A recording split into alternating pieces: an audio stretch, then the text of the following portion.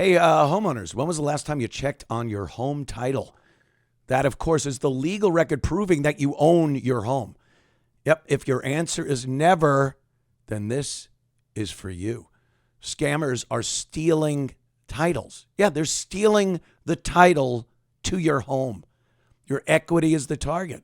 That's why I partnered with Home Title Lock so you could find out today if you're already a victim. Don't be a victim. Use my promo code Anthony at HometitleLock.com and you'll get a free title history report. Plus, you're going to get a free trial of their $1 million triple lock protection. It is the Anthony Cumia Show. And we are live. Yes, Sunday night. And another week of hijinks and, dare I say, shenanigans. Language. It's never ending. It's just never ending these days. Is there even one day that is kind of chill? Kind of like, I guess everything isn't coming apart at the seams today. Nope. I don't remember a day like that for quite some time.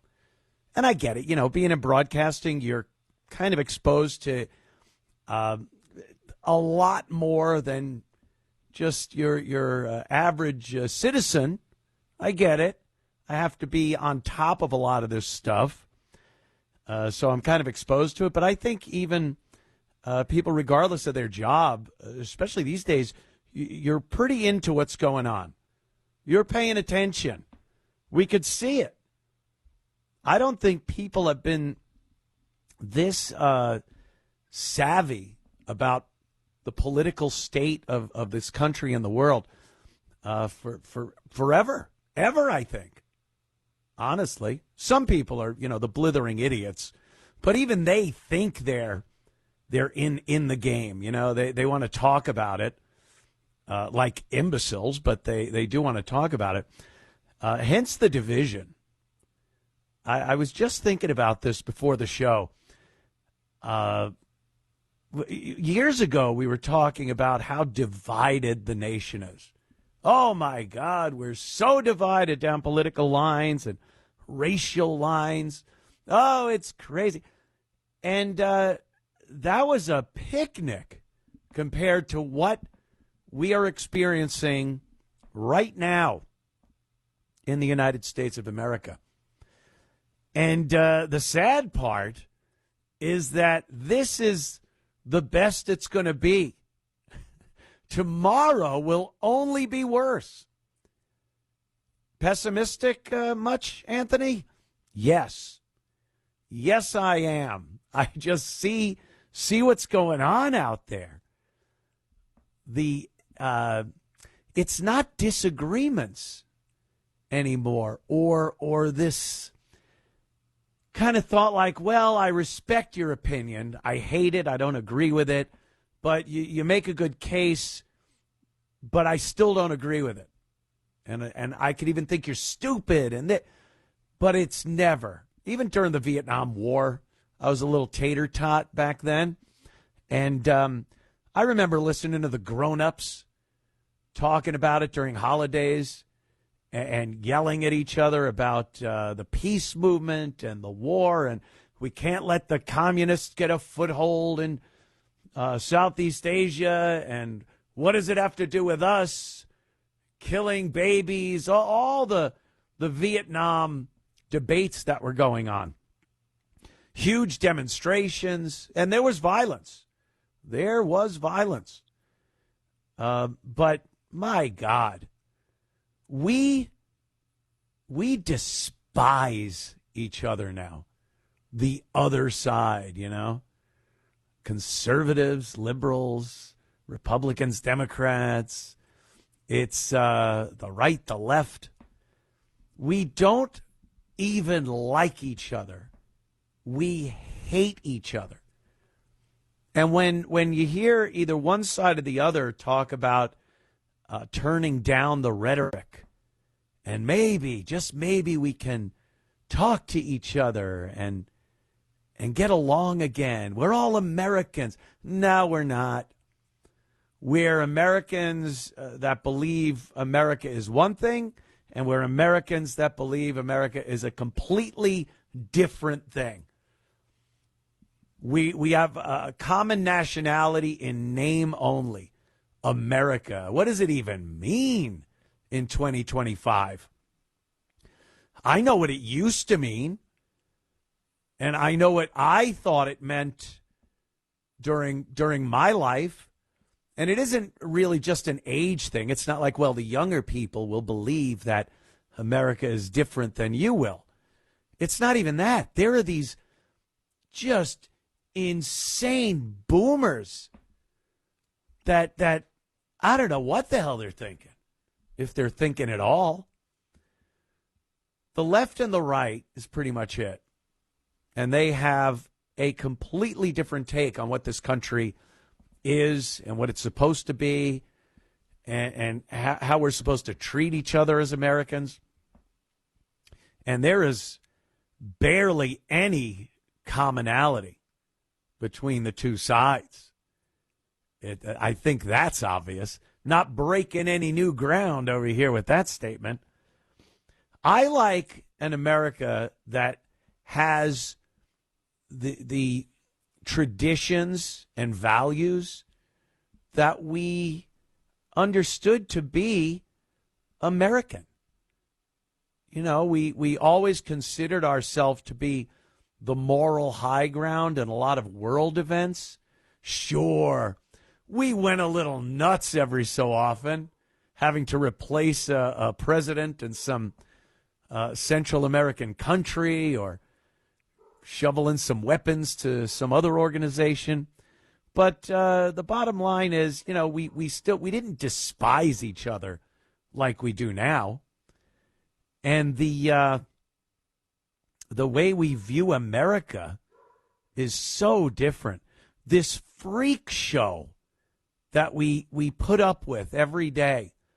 And we were told many years ago when they started rearing their ugly heads, their ugly nose-pierced, pink, blue, and yellow-haired ugly heads, we were told we need to be tolerant. We need to be tolerant. These are Americans, just like you. Yeah, right. And we were. We were very tolerant to a fault.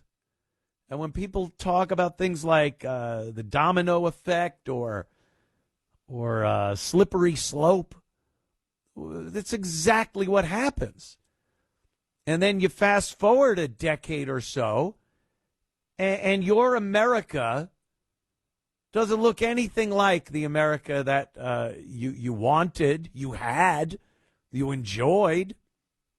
It's now this freak show with certifiably insane people running around telling you have to celebrate everything they do.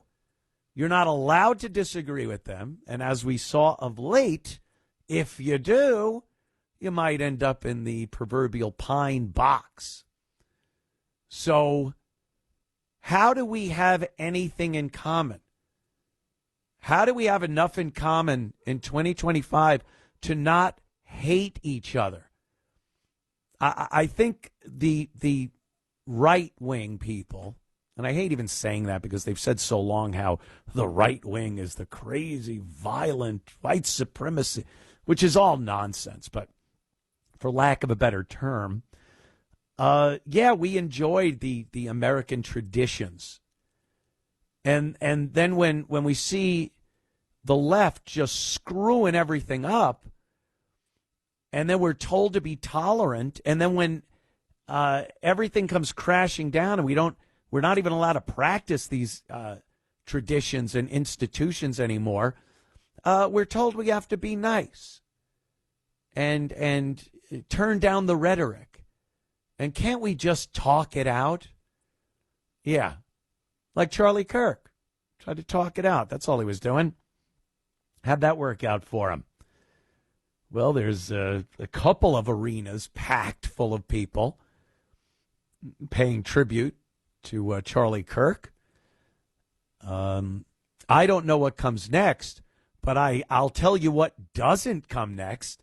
Unity, any kind of sit down, peaceful dialogue and debate between these two definitive sides. There doesn't even seem to be any middle ground anymore. There's no gray area. There's no people that are willing to look at both sides and try to talk to either side about that. It's so staunch. Everyone is staunchly divided. And it's not a good thing. I'll tell you that. I like the side I'm on. Oh, it's not sides. We're all Americans. How long have we been hearing the left especially say that? We're not talking about red states and blue states. It's the United States. Oh, okay. Yeah, it really looks like it. It really looks like it. With the clowns marching in the street, doing everything they can to keep criminals out there and to make sure women can just kill their kids. And it's and I'm not even that big an abortion advocate or a pro-lifer.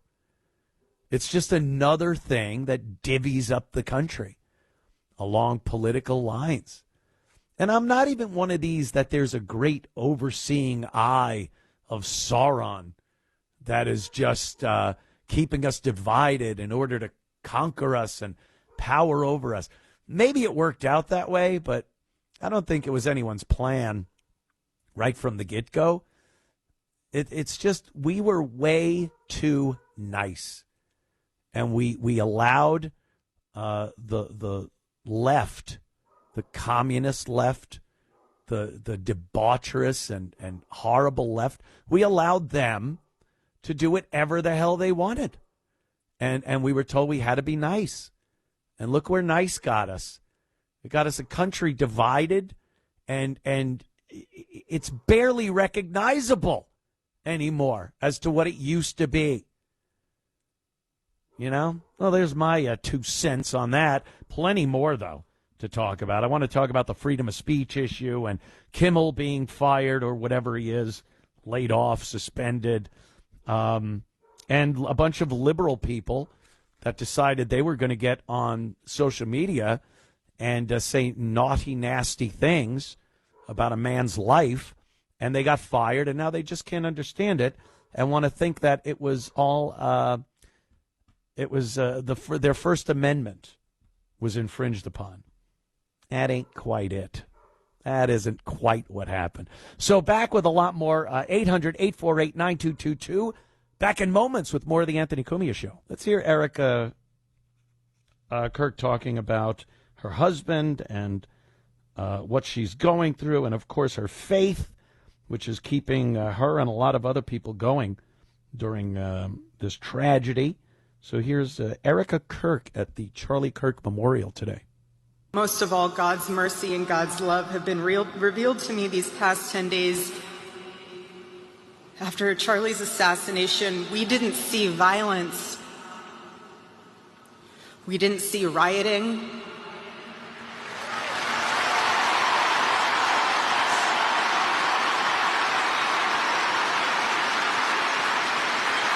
Rioting. How about that? We didn't see revolution.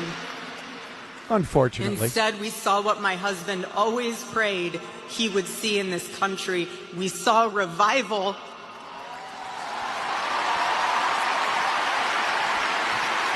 Yeah, that's tough for her, man. But, boy, it's got to be pretty awesome to have such faith in your spirituality, your religion, God. You know, I throw it around every so often. But to be so dedicated and to have such faith in your religion, and especially Christianity, that, you're sorry and you're sad, and you're grieving a loss of that person. They're not around anymore. That's a very sad thing. But there's this part where it's like, oh, he's in heaven with Jesus.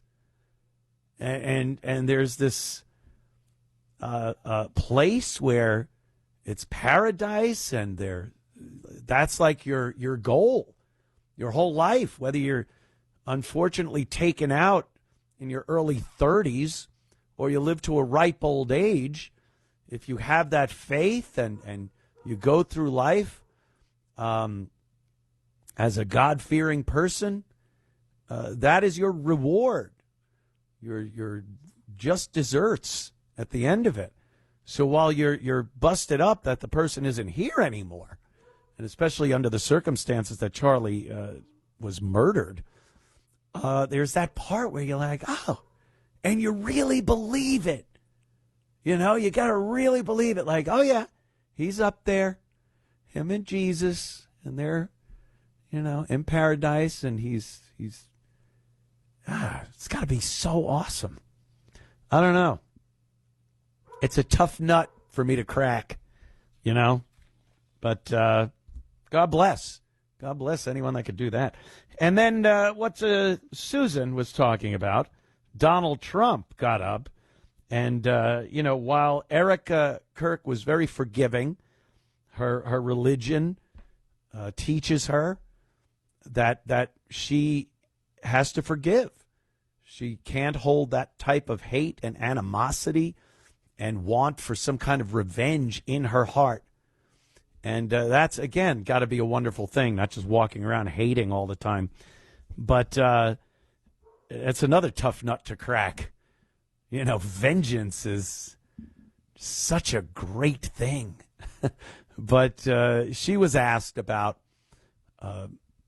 Charlie's killer, and she did indeed say that she forgives him and doesn't hold any ill will toward him, and she forgives him. I don't know. Doesn't want him to get the death penalty. Well, Donald Trump has a different take on his opponents, and he voiced it at the memorial. Here's the Donald. He did not hate his opponents. He wanted the best for them. That's where I disagreed with Charlie. I hate my opponent, and I don't want the best for them. I'm sorry. I am sorry, Erica. But now Erica can talk to me and the whole group, and maybe they can convince me that that's not right, but I can't stand my opponent. Charlie's angry. Look at that. He's angry at me now. He wasn't interested in demonizing anyone. He was interested in persuading everyone to the ideas and principles he believed were good, right, and true. Yeah. Again, kind of tough. Kind of a tough thing to do.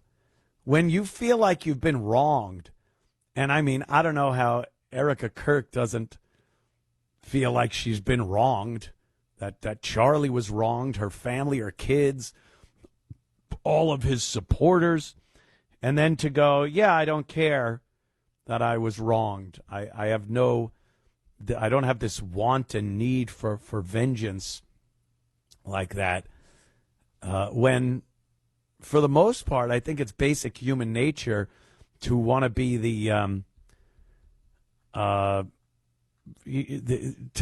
to exact revenge. I am wrath.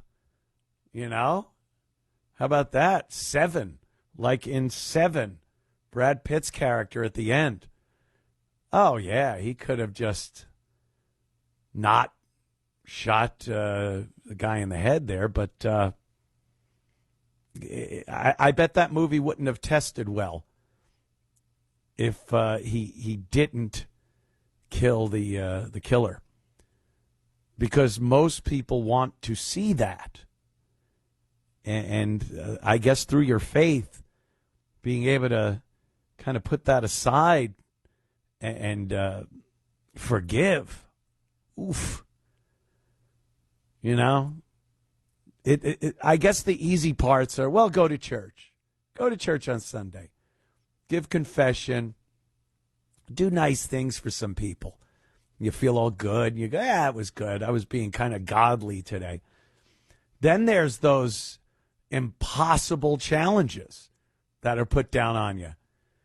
Hey, I'm going to take your young husband and father and just going to give him a horrible death. You just got to go, all right, well, that's the Lord's way, and I guess I forgive. And, again, that promise of redemption and paradise and all that goes along with it. You're a better person than I. That's all I got to say. You're a much better person than I. And at my age, I can't see myself changing. I don't know. All right. Back in moments with the Charlie Kirk Memorial, Glendale, Arizona, at the State Farm Stadium. Tens of thousands of people. They were lining up yesterday.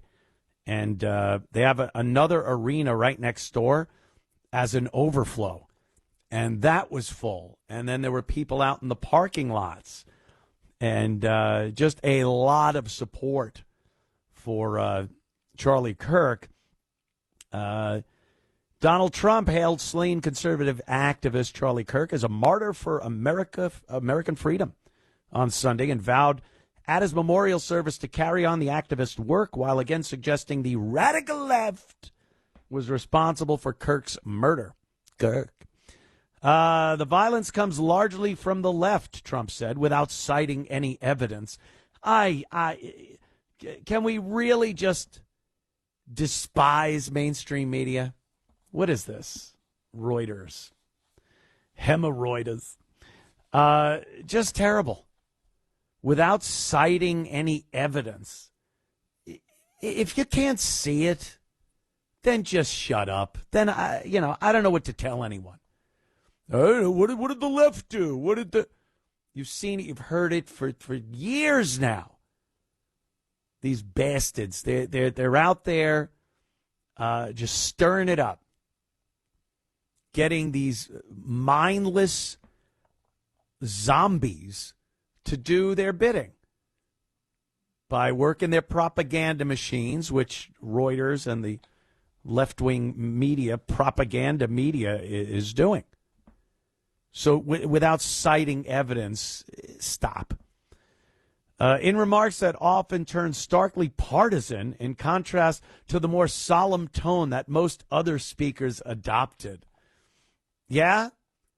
Maybe it's because the boyfriend of a trans person, a liberal who was brainwashed and indoctrinated by the schools and his circle of people, decided to kill Charlie Kirk. And he was starkly partisan? Yeah. Yeah, we need more of that.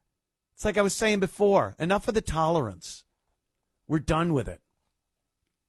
Done. Trump's message reflected the dual nature of the event, which had the feel of a religious revival mixed with a Make America Great Again rally. The memorial, organized 11 days after the assassination of Kirk, conservative youth advocacy organization Turning Point, drew tens of thousands of people. Yeah, Erica, of course, there. And it's, I think this assassination happened at a time where a lot of Americans, especially, like I said, people on the right, people that want a more traditional America. He wants to go back to 1860. No. Just more traditional. Little things called respect, safety, control of crime, not having freaks walk around. Yeah, more traditional like that. And I think this assassination of Charlie Kirk happened at a time where we were right at the precipice anyway of really not wanting to hear any more of this garbage from the left. And that includes, everything that's been going on. The illegal immigration problem, the Islamic invasion of our country and all Western nations around the world, and how destructive that is to America and democratic nations around the world. So I think this really got a fire under everyone's ass that, we're sick of it. And I think looking at Christian values like we're seeing at this memorial and how important that is to a lot of people that are at this memorial and just people watching at home. Because, we've seen that Christians seem to be the one religion you could really trash publicly with impunity. And people just, now they're embracing it. And if they're not literally embracing the religion itself, they're embracing the spirit of it. That, I don't want a country that is under Islamic law, that Islam can come in, take over, put their ancient rules and regulations in place. So I think Charlie Kirk being murdered is part of it, but it's also all this stuff that's been building up. All this that's been building up. Charlie's murder was kind of the catalyst to get that out. And, I don't think at any other time before this, a couple of years back even, that we would have seen such a turnout and support for someone like Charlie Kirk, because we weren't done yet. We hadn't looked around and just gone, done. We still had this stupid, we'll be tolerant, we'll see, maybe things will change. Now people are just sick and tired of it. And what Charlie Kirk was saying out in these debates that he would do with people was the same thing. More traditional America, guided by faith in God, faith in something greater than us, maybe. I don't know. Like I said, it's tough. That's a tough one. But you don't have to be religious to have basic values, to put value on human lives. You don't have to go to church every week for that. And that's one of the values I was talking about, the traditions of being an American. And the left is just all about violence and mucking up the works. I saw these dumb protesters in front of the exit to an ICE law enforcement facility. And they're trying to go out and do their jobs. They got vans and they're trying to drive them out. And they're locking arms and standing in front of the vehicles, in front of the gate, trying to get out. And when some of the law enforcement officers threw them out of the way and they fell on their asses on the street, it was like the worst thing these people have ever seen. They're yelling Nazi and Hitler and fascist at the cops. You were in the way. I tossed you out of the way. They just don't seem to understand how things work in a civil society, a civil Western society. And everything is a slight to them. Everything's an intrusion into their insane, sick lifestyles. And we're just supposed to go, take it. Take America. Go ahead. Turn it into whatever crap hole you want to turn it into. And we looked around enough, and finally now we're saying no, we won't. And they're all up in arms about that. Sorry. We looked around long enough, and we're done. We are done. George from Westchester, what's up?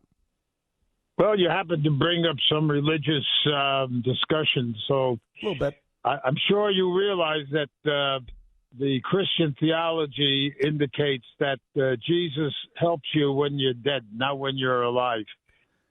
Well, yeah, but, there's other people that beg to differ, the power of prayer, and there are people that do stick right with that and go, yeah, I'm not on this earth for the pleasures of the flesh. I'm here to serve God and Jesus and get my reward ex post facto after you die. So, it's like I said, isn't that quite a contradiction? I don't know. I don't know what it is. It's very difficult because it's all faith-based. There's no tangible evidence. Do you think a supreme being is a spectator or an observer or neither one?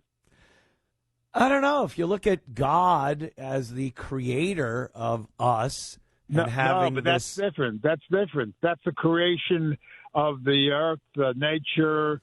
But that's part of the human being is expendable.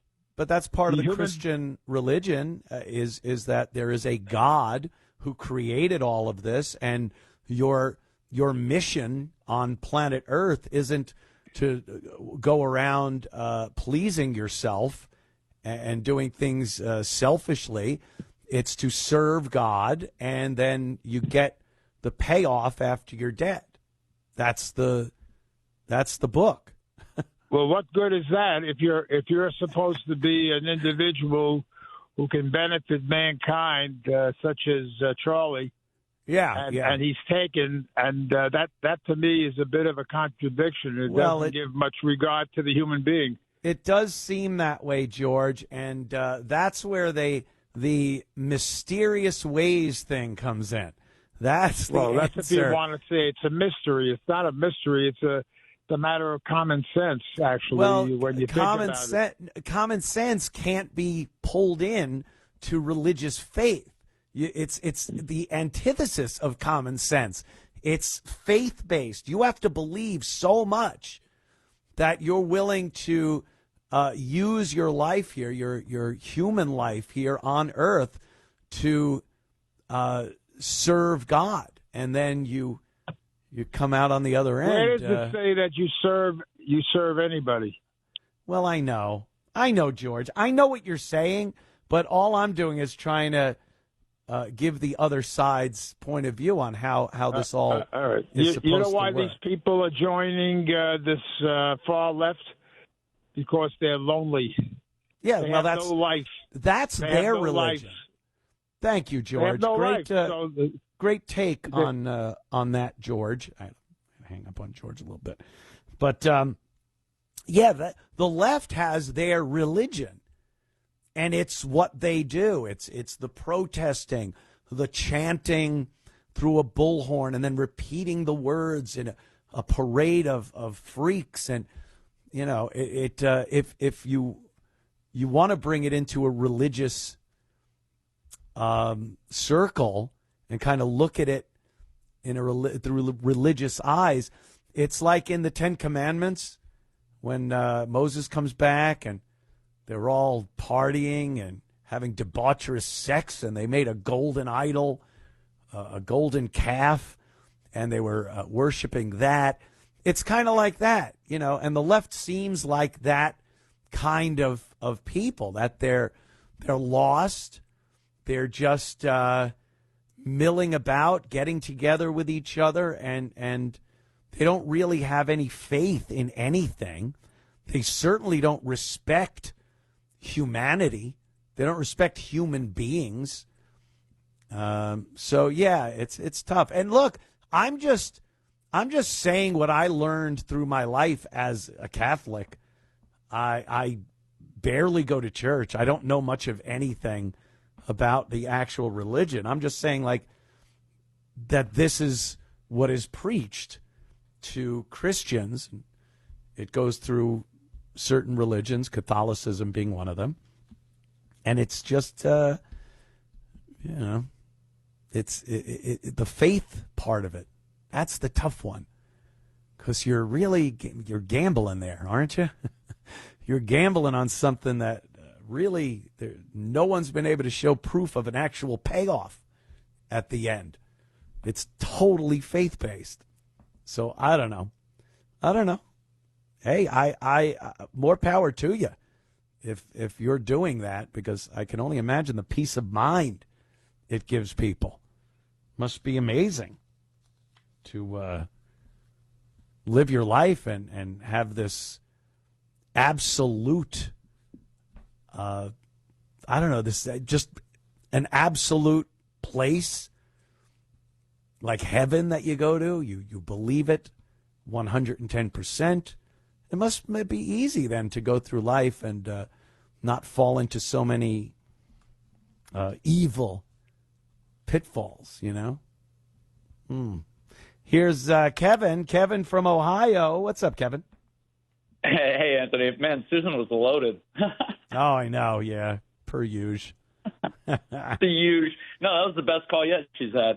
Hey, no, I thought it was crazy, like the lack of compassion that like everybody had. I know you talked about this, but like if everybody sees it now on like their Facebook and stuff. There's these people that you've known for years. 10 years or whatever, longer. And you look and you're like, oh my God, this person's really sick. Yeah. It's weird, man. That's kind of where we are. I don't know. Hey, one more thing real quick, and I'm going to let you go. Hey, get Florentine or Colin Quinn on here, man. You guys are always so funny. Oh, yeah. No, I will get a couple of the comics on. Colin would be great, too. Yeah, Florentine. I would love to hear. Oh, Colin's awesome. Colin Quinn is the shit, dude. Yeah, you guys are. I watch you guys on YouTube. There's so much good stuff, and I follow your stuff on YouTube. I got to get on your real page, but yeah, man. Thank you, Kevin. Appreciate it. Yeah. Anyway, we could move on from the religion stuff. It's, I don't know. It's kind of creepy, too, because it's all ghostly stuff. I don't know. Ooh, kind of scary. Yeah, I want to get into the freedom of speech issue thing here. And Clown of the Week. I think our Clown of the Week this week is the first time we've ever had this person as Clown of the Week. I'm wondering if you could figure out who it's going to be. We'll do that after the break. But, yeah, because especially with the Kimmel thing and a lot of these liberals getting fired. And they honestly don't understand that the First Amendment is a guarantee of, not even a guarantee, it's kind of, it marks that you have a God-given right to a freedom to express yourself and religion and freedom of speech. But what people don't understand is a corporation that you're working for doesn't have to adhere to that. It really doesn't have to adhere to the First Amendment. There are a lot of things going on with that right now. People being fired, the Jimmy Kimmel situation. And I've been through it numerous times during my radio career, getting fired for stuff I said or wrote down on social media. And, I never tried to file a lawsuit because I knew damn well that my First Amendment didn't mean anything to Sirius XM satellite radio. It didn't mean anything to Zappos Communication when I was working at WAAF in Boston. Didn't mean anything to WNEW radio. We got the boot there. It's a company. And if they don't like you, they can fire you. That's how companies work with employees. And if you write something down that gives them the impression that you're somebody that is dangerous around the workplace, or the boss doesn't like you, and doesn't trust you because of some of the stuff you've said, then you're gone. and you really don't have any recourse. All right, we'll talk about that a little bit next, and a lot more of the Anthony Cumia Show coming up. It's been an insane few weeks, and I don't know where it goes. I think a lot of people were in shock, the whole thing, and then the memorial. Everyone's getting together. There were a bunch of seeing Trump and J.D. Vance and Hedgeseth and a few other cabinet members there all in one place. With the way things are, I don't know if that's such a good idea. I don't know how far down the chain of command they were, the succession that they were. I mean, who do we get? If, God forbid, something happened to that extent, who the hell would be stepping up at that point? Not good. Not good. So that got me a little nervous. Seeing Trump and Elon shaking hands up in the bulletproof booth there at the Charlie Kirk Memorial, that was kind of interesting. I don't know if it was good. I really don't care if they're friends or not. It always seemed like there was a lot of tension there anyway. Trump seemed to get along better with Elon's son than he did Elon. Elon's just a weird guy, and so is Trump. And I think they're both narcissists because, first of all, every president is a narcissist. I think you have to be to think you're the guy that's going to run the free world. And Elon, kind of a narcissist. I'm going to save humanity by colonizing Mars. It's kind of a narcissistic thing.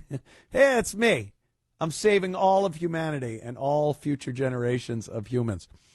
So two narcissists don't usually go well together. But it was kind of cool to see him shaking hands. They were with Dana White from UFC. They got a big UFC event planned for the White House lawn. I don't know. It's another one of those things that's Trump. And I swear, man, we are, even if you don't like the guy, if you can't stand him to the point where you're writing horrible things that the Secret Service should look at you for, then maybe not. But I think most people in years to come, when all this part of history is in our wake, you're probably going to miss the guy, Donald Trump. Oh, I hear you. No, I think you will. This is a once, maybe ever type of presidency. All the presidents we've had from Washington up to Trump, there's never been a president like this. And people right now are probably going, good, there's never been one. Good, bad, indifferent. Look, we're still chugging along. He already served a full term, and it wasn't the end of the world. I think we'll get through this. And then it's just another president that was in the past there. And I think a lot of people, because what are we going to go back to business as usual? J.D. Vance, let's say J.D. Vance is elected. He's a politician. He's pretty outspoken compared to other politicians, but he's not like Trump. And it'll just be back to, here's the news conference, and I promise to make this country, and it'll be boring. It'll be boring. You'll miss that guy. I think a lot of people are going to miss that guy. On my sheet here that I look at, my little prep sheet, it says libs hate law enforcement. And, I don't think you have to really argue this point. I think it's pretty well known. Just before, talking about the guy in California that shot at an ABC affiliate because he was mad that they fired Jimmy Kimmel, and then they just bail him out. They give him bail. He was out on the streets. And thank God the FBI stepped in and arrested him again. But that's how much they care about law enforcement, putting dangerous people away from society. They don't. They just don't. They've demonstrated that over and over and over again. Lives have been lost. Innocent people have been killed because of their lack of any real motivation to get criminals off the street. So this was a clip I was talking about earlier with Jasmine Crockett, Slavey Crockett. She says, well, why don't we just let you hear what she says about crime and criminals? And this is how they all think. This is absolutely how they think. They've twisted reality around into such a way where it is not even recognizable anymore. Jasmine, talk about crime and criminals. I understood what was kind of pushing them there. And so I do want people to know that just because someone has committed a crime, it doesn't make them a criminal. That is completely different. Being a criminal is more so about your mindset. Committing a crime can come for a lot of different reasons. So you could commit a crime for a bunch of reasons, but being a criminal is a mindset, and someone that commits a crime isn't necessarily a criminal. Oh, okay. All right. You.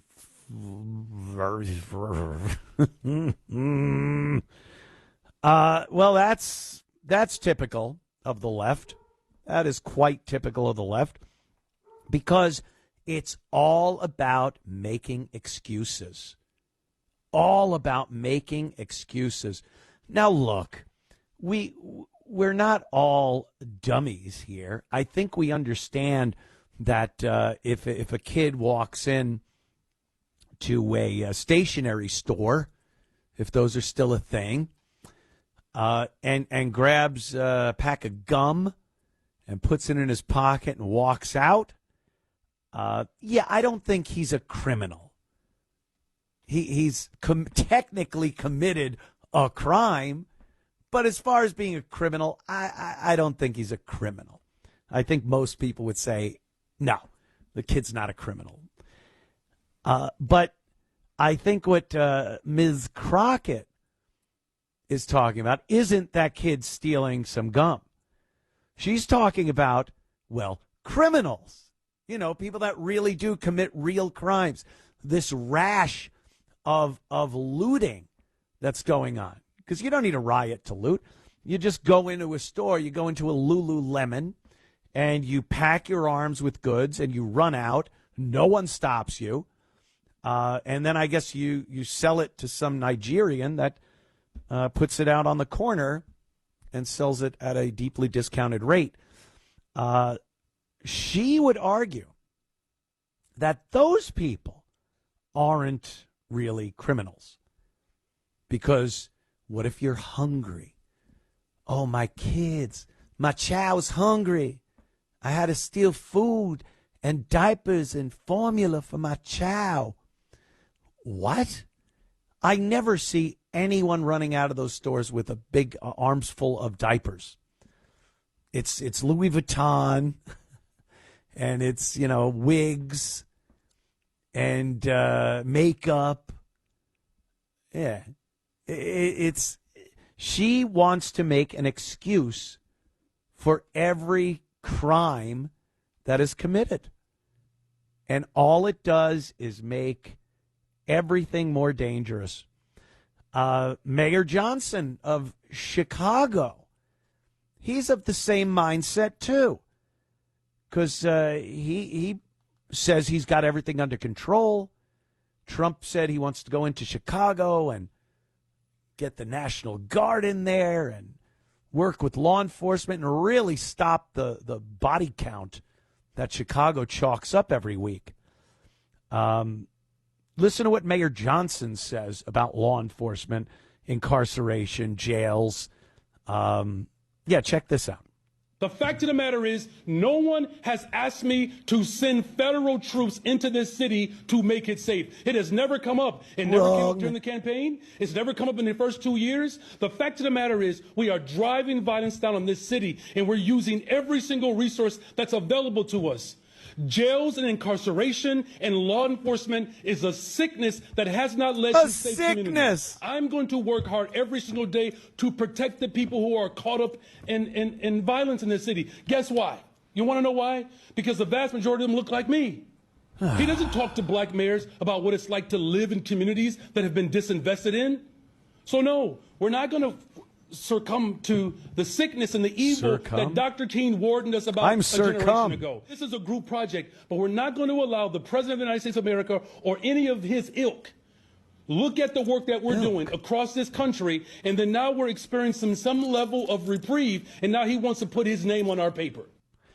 Believe me, Trump doesn't want to put his name on your law, what you've done to Chicago as far as law enforcement goes and arrests and getting crime down.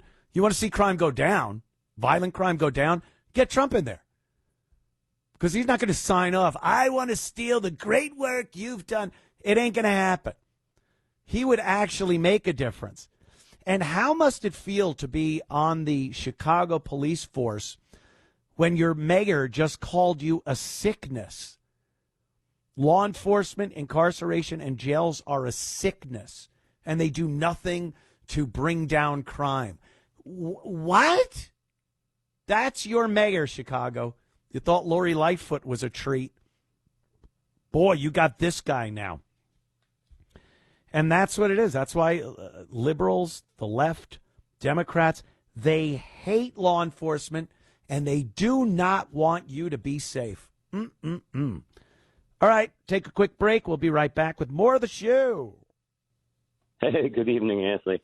You know, I got to say something. I think that they actually really want gun crimes, because at the end of the day, their goal is gun control, gun confiscation. And I wonder how many of these criminals that they, arrest for gun crimes actually wind up being released and committing more gun crimes. Yeah. So they can drive those numbers up, and they keep them saying, we have to get rid of the guns for the children. Well, I'll tell you one thing. If it isn't what you just said, they sure are making it look that way. I don't know why they're so serious about gun control, and we got to stop gun crimes and gun violence. And then when they catch these people with guns committing crimes, they let them back out on the streets, or they give them some light sentence, or they put that ankle bracelet thing on. They don't seem very serious at all about taking care of the people that are using the guns for committing these crimes. Instead, like you said, and I believe it too, they want more gun crimes so they can push this anti-gun legislation. And they've been doing it forever, and I don't know when it's going to end. This latest assassination of Charlie Kirk really put a monkey wrench into their gears, because that is literally a 100-year-old rifle. It's a bolt-action style rifle that the way it works is the same way rifles worked in the late 1800s. So it's not an assault weapon. It is a weapon used for hunting. Like they said, why would you need an assault weapon to hunt? Well, that type of weapon would absolutely be used by a hunter. So I think it upset them that they really weren't able to use this instance for their gun control garbage. But they're trying. I think AOC said something like, we need this. This is another opportunity where we need gun control, and it needs to be discussed and brought up. And it's just stupid. It wouldn't do anything. The other thing, too, is that, they keep talking about, the temperatures being turned up. Okay. I really want to know, where is there really any room for any compromise? Because as far as I'm concerned, the America First, MAGA, whatever you want to call it, the Donald Trump agenda, this is the middle agenda for America. I mean, it's close the borders, get rid of the illegal immigrants. If we don't get rid of them, they're creating such a burden. They talk about the Medicaid system, how it's collapsing. It's collapsing in New York and California. Well, they've overburdened it with all these illegals because they want to get the rest of the country to pay for this foolishness. And really, it's their end game. They want to flood the country, surrender our sovereignty to the globalist agenda, to the World Economic Forum and whoever else. And, so where is the middle? There's no room for compromise on our side. The far right, like I believe that's what you were just saying. They consider the middle the far right. Like we're pretty central here. We're right in the middle. I think, well, of course, we lean right, but to say that that we're extremists, and that's how they label us, extremists, and it is more middle. And Charlie Kirk was a great example of the middle, the center, a moderate.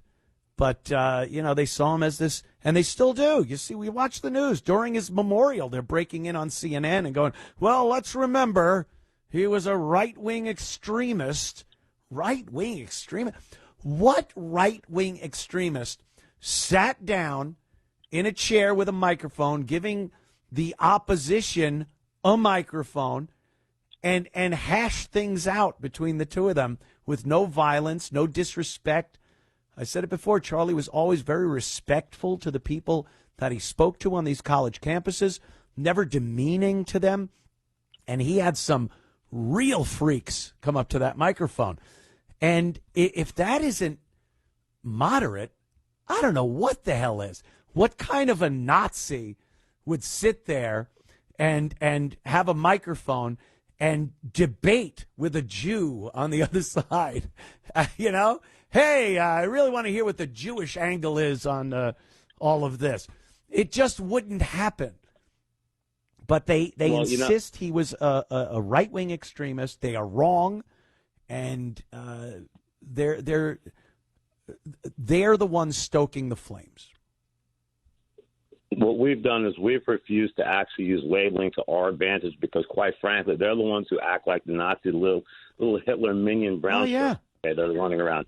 And these universities are nothing more than training, basically basic training, just like our military, for the communist revolutionaries, indoctrinating with their, ideologies. And then people wonder why, you got a CEO of GM or whatever, pushing that leftist globalist agenda. Well, they're products of this educational system that's already been co-opted for a couple decades now.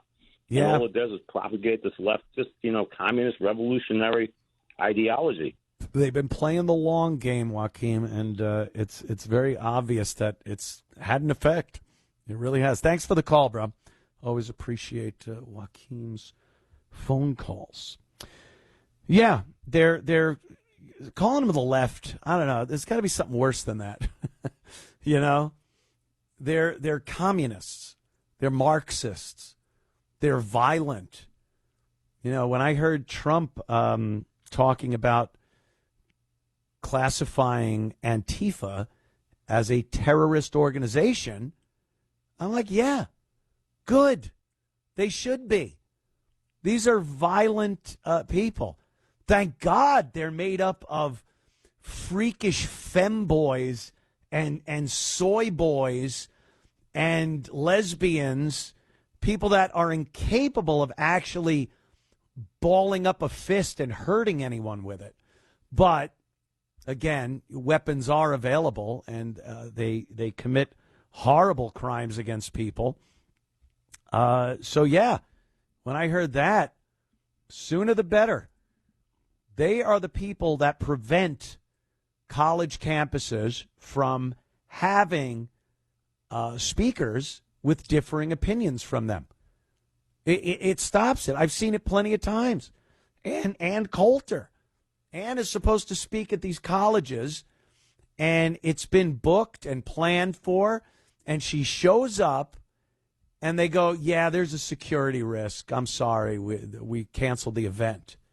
Oh, yeah, that's great. Thanks. And it's all this Antifa, anti-fascist. You're shutting down a public speaker, someone that wants to speak to the people at that college.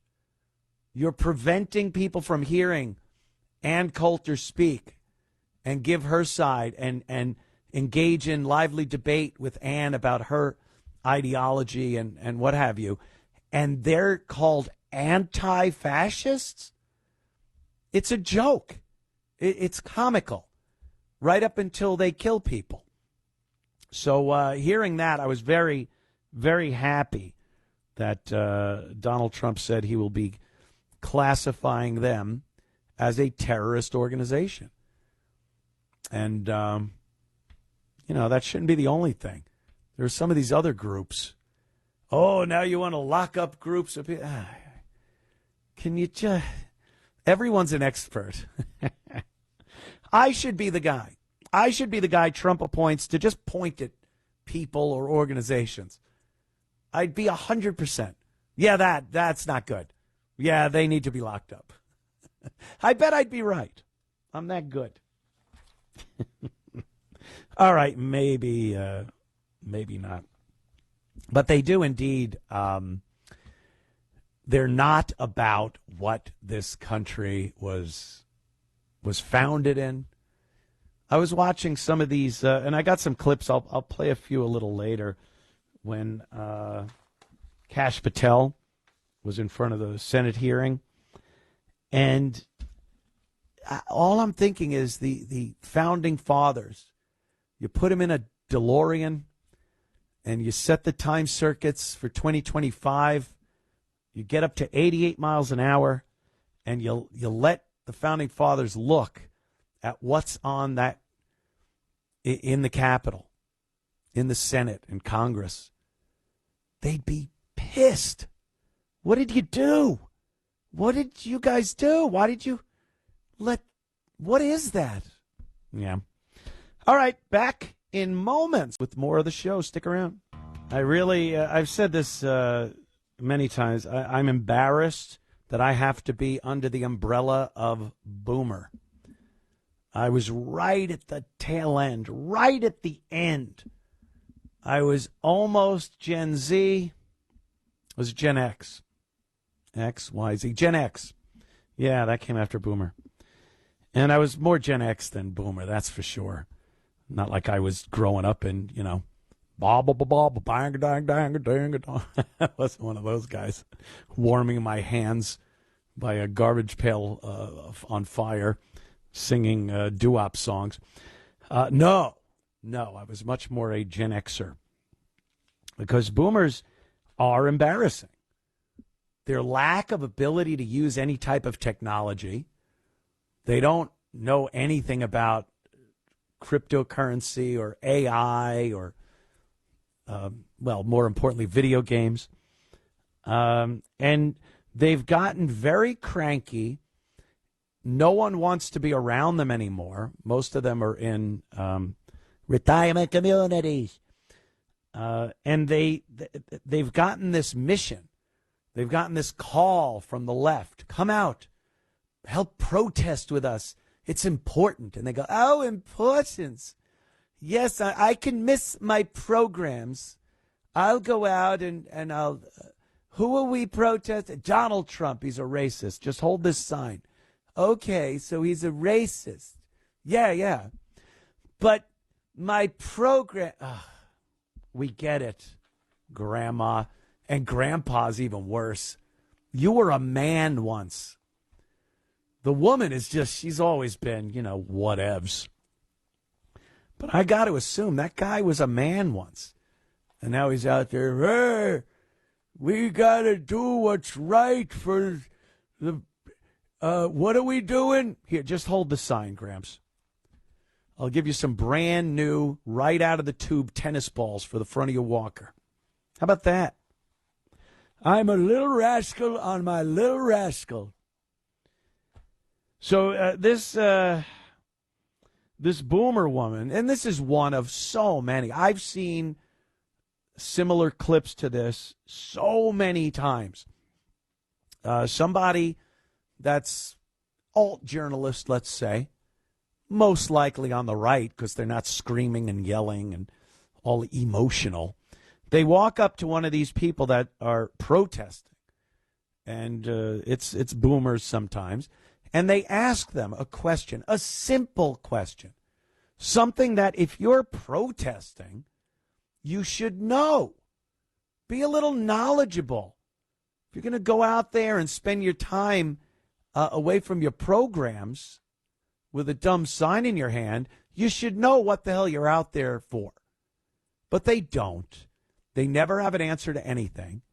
And their big thing is when they get tripped up by the person asking a question because they're so difficult, they walk away and say, I'm not playing your little game.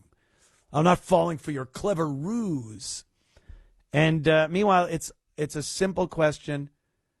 It's based on common sense or readily available fact to research. So here's this Booma woman, and she cannot answer the simple question, why were there no riots after the Charlie Kirk murder, even though he had millions of supporters, very passionate supporters, and we had watched heroes of the left like St. George of Floyd, and they wrecked the joint. They burnt places down, looting, murder. So a simple question, why? Why no riots after Charlie Kirk? Let's listen to her answer. In your opinion, why do you think there haven't been riots across the country for what happened to Charlie Kirk like we saw after George Floyd was killed, or the L.A. riots, or any number of other riots? I think it has to do with his affiliation with President Trump, who is very unpopular with a lot of us. That's why there haven't been riots? I think people are not as sympathetic to someone who is sympathetic to Trump these days. Oh, well, there's been millions of people doing like prayer vigils and peaceful gatherings. Trump refused to do anything about a state senator from our state. He did very little to children that were killed while they were in mass in our state. Mm-hmm. I don't want to have anything to do with that man or anyone who supports him in any way. Well, I don't even know what Trump has to do with this. You're saying there wasn't riots across... He has millions of supporters. Charlie Kirk has millions of supporters across the country. I'm asking, why did those conservatives that support him not destroy the country and burn down cities like we saw the left do? Sorry, you're not going to bait me with that. Bait you? It's a very straightforward question, right? It may be a very straightforward question. You'll have to ask one of those people. Don't ask me. Okay. Well, we did. But thank you very much for your time. I appreciate it. Yeah. The guy, first of all, the guy's cordial. He's respectful to the people. And then when they hit that wall, because she tried all kinds of diversions, the reason people didn't riot when Charlie Kirk was assassinated was Donald Trump, because they don't like someone that's tied to Donald Trump. It's not like he didn't have supporters. There weren't enough people to riot, is pretty much what she said. Well, he's with Trump and people hate Trump, so there aren't enough people to riot and loot and murder. And then the guy put her straight. No, he's got millions of supporters worldwide. And then put it to her again. So why? I don't know what Trump has to do with this. Why haven't we seen riots? And then the fake nervous laugh. And then the assumption that they're having the wool pulled over their eyes. Some kind of a trick must be in play because I don't have an answer. And it can't possibly be that I'm a moron. It must be that he's playing a trick on me. It can't be that the answer is, well, because the right and people that support someone like Charlie Kirk are peaceful human beings and not violent animals that riot at the drop of a hat. So, you're not getting me with that. Not this time. Oh. That you can watch videos like that for hours. Hours on end. I was on a show just a couple of days ago, and some transgender person was bad-mouthing my show and saying, political, you're ragging my opinions and my show. and saying that I was lying, whatever it was. And I asked for an example. I go, well, if you're so knowledgeable about my program and what I do, give me one example of what was dishonest or a lie or hack or whatever the transgender person was using. And I got the same thing. Oh, no, I'm not going to play that game. What game? Having a debate? Answering a question? Honestly? That's what they do. That's what the left does. They will not answer a question. And when cornered, they accuse you of some kind of underhanded play. Go screw. It's embarrassing. It is embarrassing. And the like I said, the old boomers, they have turned into hypocrites. They think it's the 60s again, and they're protesting the war.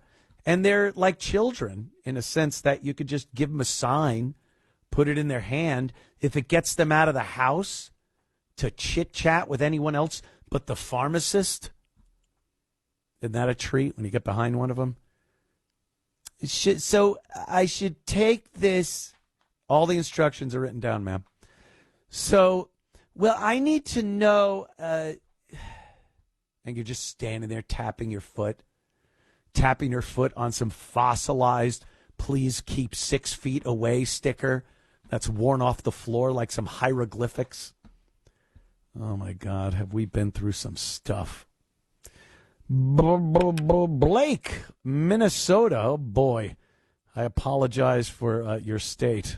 I don't apologize for your state. I apologize to you that you have to live there, Blake. What's up?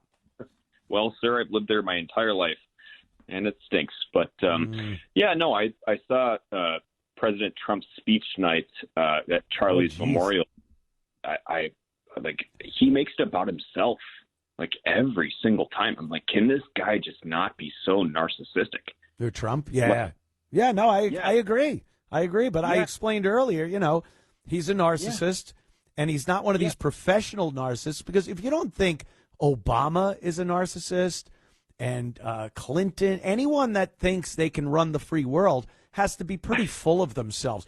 The only difference is Trump has no ability to try to express his narcissism in whimsical ways, in ways that make him sound educated or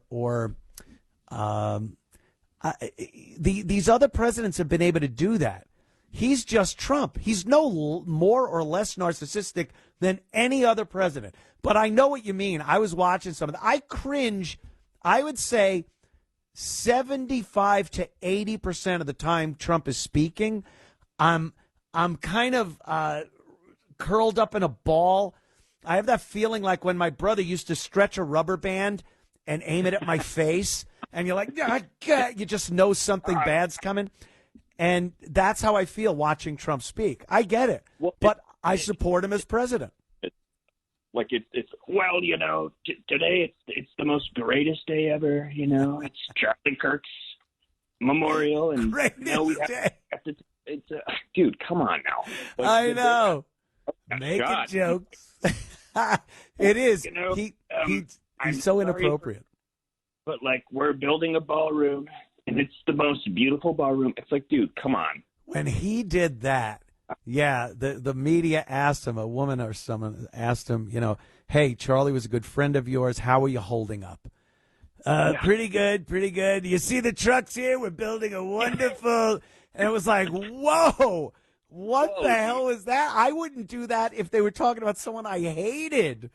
You would say something about, well, it's a somber day. But right into the ballroom construction. He's just, I think he's got some autism. He's a narcissist. His lifestyle, the way he's lived since he was a child till now, kind of, it's not a real person. He didn't live a life like a real person.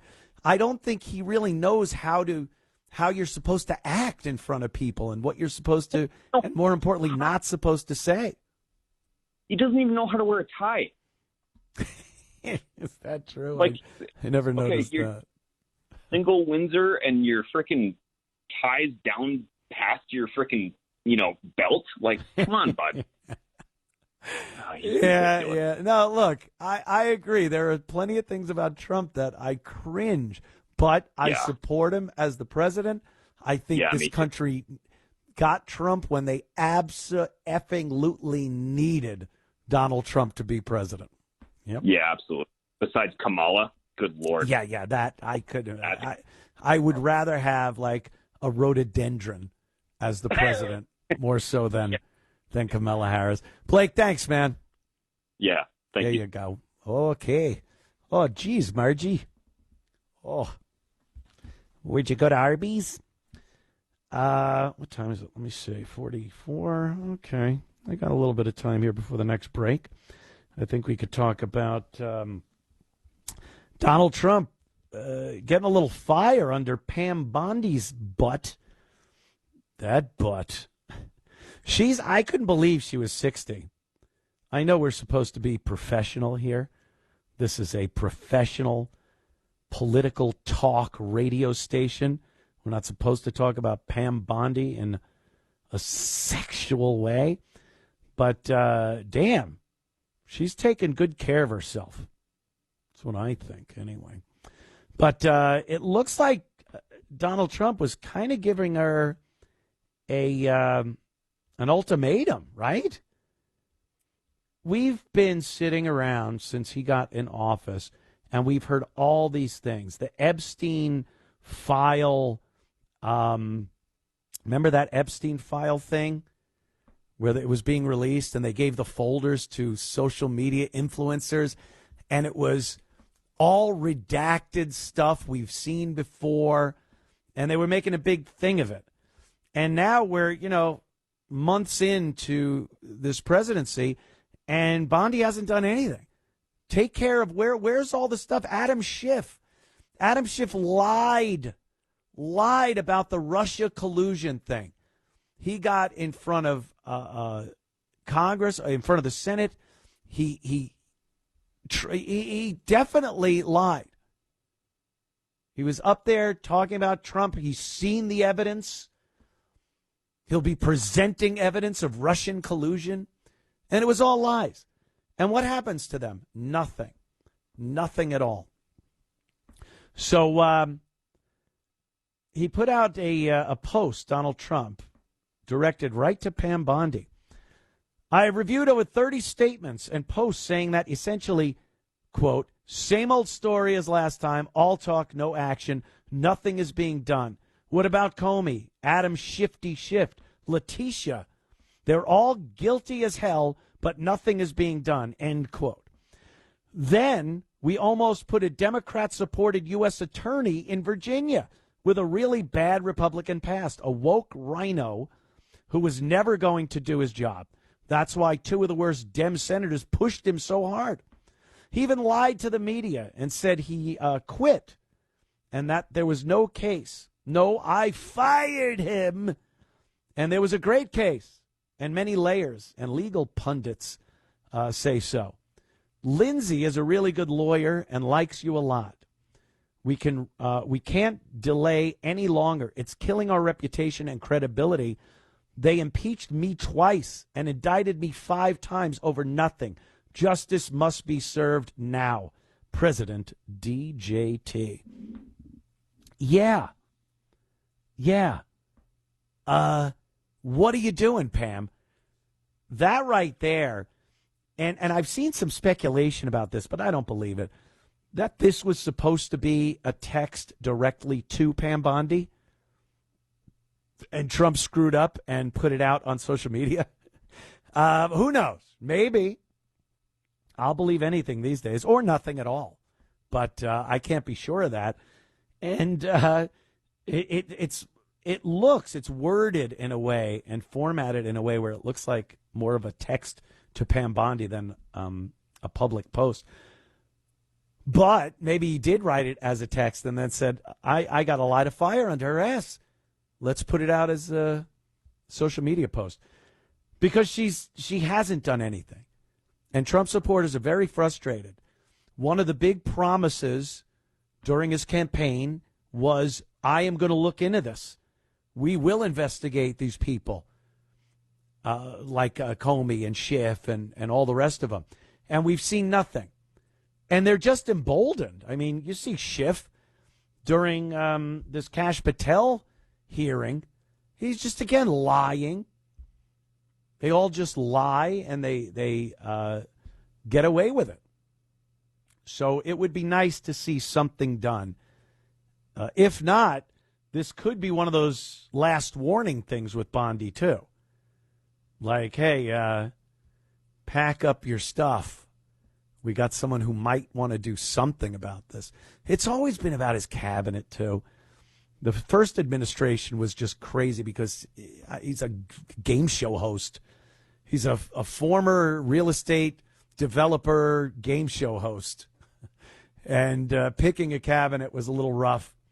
But this time around, I mean, he went 4 years as president, 4 years talking to people and trying to vindicate himself and still being well within those political circles. And then he gets elected. He should know by now who is going to do the job that you appoint them to do and who won't. And Bondi so far has been a lemon. Just we're not seeing anything coming out of Pam Bondi. So maybe that is. Maybe that's do something or pack it. Pack it in, babe. Back in a matter of moments. Stick around. More of the show in 2 ticks of a lamb's tail. Is that? Back in the flash. Live from my house. I'm on dog detail. My girl went to New York City for the week, pretty much, and we got a 6-month-old Belgian Malinois. It is a chore. It is a full-time job. Full-time job with this thing. Every second he's not outside the studio barking, I'm counting my blessings. But every time I'm not doing a show, I'm out there doing dog daddy things. Ugh, I swear. He's a lot of fun, but, you know, it's a full-time job. It's like having a kid that isn't so smart. For a dog, he's very smart, but for a kid, you just got to make sure he's not eating the furniture. Do kids do that? I don't have any. Maybe they do. So there were these Senate hearings, and they were trying to trip up Patel. Look, I got some issues with Patel, but as far as the FBI goes, a little better than Biden's FBI, that's for sure, and much better than Obama's FBI. So they were trying to get him, and he didn't care. He was just laying into them. Didn't care if the gavel's being smashed up on the big desk. He wasn't going to let them get away with slamming him and calling him incompetent and saying the FBI is compromised and all the stuff they always do anyway. So Senator Hirono from Hawaii asks about this pull-up qualification. I guess there's, in order to qualify down at Quantico to be in the FBI, you have to be able to do a certain type of pull-up that Hirono has decided is sexist. Somehow this pull-up is much harder for women to do than men. And she asks Patel about this certain pull-up. Senator Hirono, hey. Senator Britt. Yes. Well, before I begin, I want to thank Senator Hirono. No, this for is what Senator she said. Britt's thing. The other one is Hirono's clip first. Here you go. Thanks. You know, you've been asked some questions about changes to your hiring standard, and including college degrees and possibly the age. But, you know, one question I had is,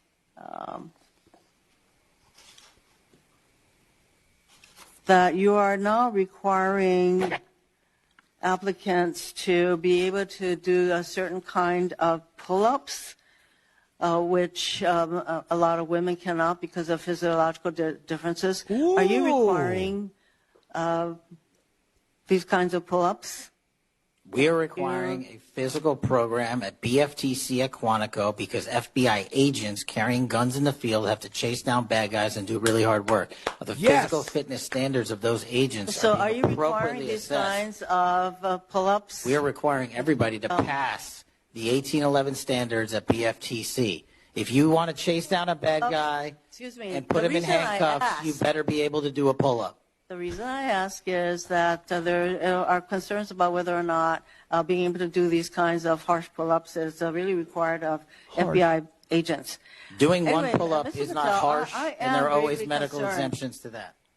I love it. I'm gravely concerned by the state of the FBI under your control. And in fact, you are willing to end it there. Yeah. So physiological differences.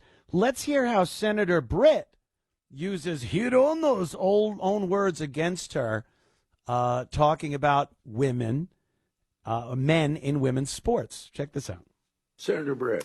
Yes. Well, before I begin, I want to thank Senator Hirono for what she said, acknowledging that there are physical differences between men and women, talking about that women wouldn't be able to do as many pull-ups. And I think that she was making a case here that there should be different standards. There's a thing called Title IX, and this is why we continue to say we should have biological men and men's sports and biological women and women's sports. And so I look forward to utilizing that to talk to all of my colleagues on the other side of the aisle. Maybe they will stand with us in helping us protect women's sports. I think she made a great argument there for it. Moving on to Perfect.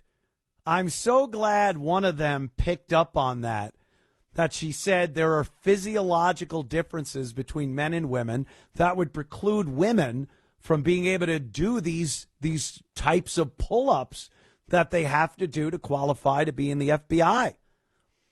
And Patel had a great comeback from that, saying, yeah, if you're going to be an FBI agent in the field, you're going to have to be physically fit to a standard that we dictate. And this pull-up is in that program. You have to be able to do it. Well, women can't do it. Well, then men shouldn't be in women's sports. So Senator Britt coming up with that was an awesome little twist. Oh, very dishonorable, Mr. Hirono. Steve from Jersey. What's up, Steve? Hey, Anthony. Straight to the point.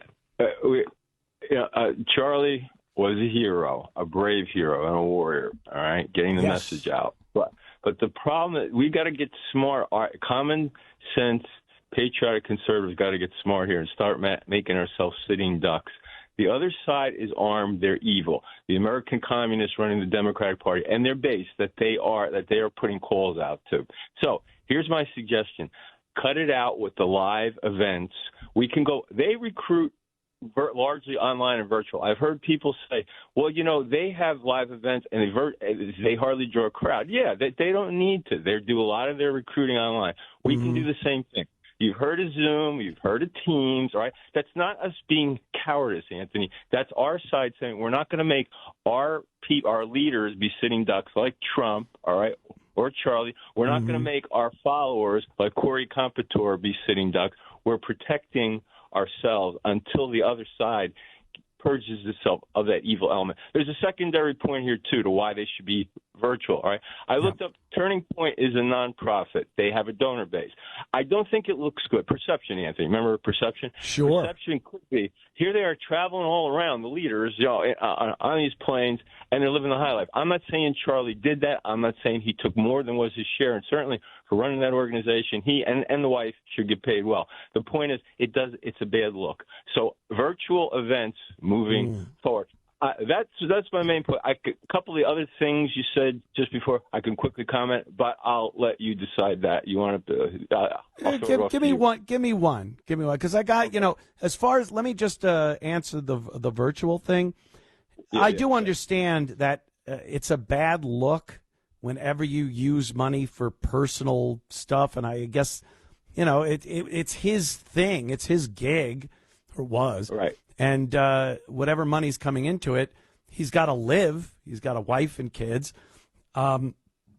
So I don't really fault him using any of that money to have a house and food for his kids and whatnot. And virtual events, dude, they just don't have that passion and energy as a live event. It just cannot replace a live arena event or a big outdoor event. I know the danger's there, but you're just not going to get people that just want to log in. It feels so plastic, It doesn't feel like you're around and amongst the people that you feel a connection with, I understand, but then how is the left so successful? Because they're idiots. They don't care. They don't care about connection with people, by the way. When they're protesting and marching down the street, they don't care who's next to them. They just care that it's another freak that believes exactly the same thing they believe, which is nonsense.